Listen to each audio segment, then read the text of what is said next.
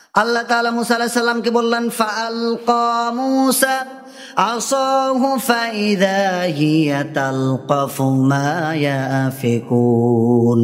মুসা আলাইহিস সালামকে বললেন, হাতের লাঠি আছে, হাতের লাঠি ছেড়ে দাও। মুসা আলাইহিস সালাতু ওয়াস সালাম হাতের লাঠি ছেড়ে দিলেন। হাতের লাঠি ছেড়ে দিলেন, সেই সাপ হা করলো। হা করে ফোঁস মারে নাই, শুধু নিঃশ্বাস নিয়েছেন। কি নিয়েছেন? নিঃশ্বাস নিয়েছেন।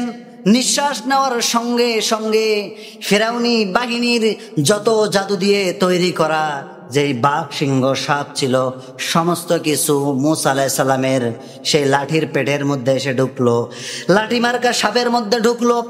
যখন ঢোকার সঙ্গে সঙ্গে তদানীন্তন সময়ের যেই জাদুবিদ্যা সিহিররা ছিল, তারা সবচাইতে প্রভাবশালী জাদুকর ছিল।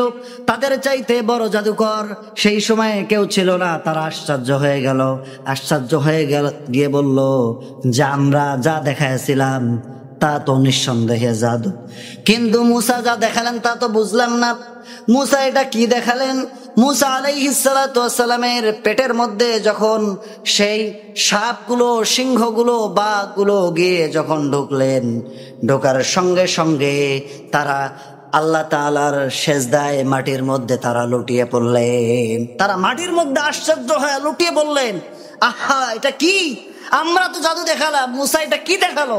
হাতের মধ্যে বাঁশ বা লাঠি ছেড়ে দিল, তাও আবার অজগর হলো।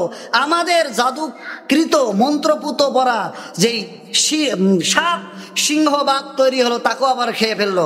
তারা সেজদায় যখন পড়ে গেল, ফিরাউন বলল, বুঝেছি আপনি হচ্ছেন মুসার লিডার, আপনার লিডার হচ্ছে মুসা, আপনি আমাকে ধোঁকা দিয়েছেন। সুতরাং এই এদেরকে ধরো, এদের ডান হাত বাম পা, বাম হাত ডান পা কেটে দাও, এদেরকে আর পৃথিবীতে রাখা যাবে না। ফাউলকিয়া সাহারাতু সাজিদিন। তারা সেজদায় যখন পড়েছে, ফিরাউন বলল যে এটা মুসার লোক, কার লোক? সুতরাং ডান হাত ডান পা কাটো। ফরমান জারি করলো, ত্রাস সৃষ্টি করলো।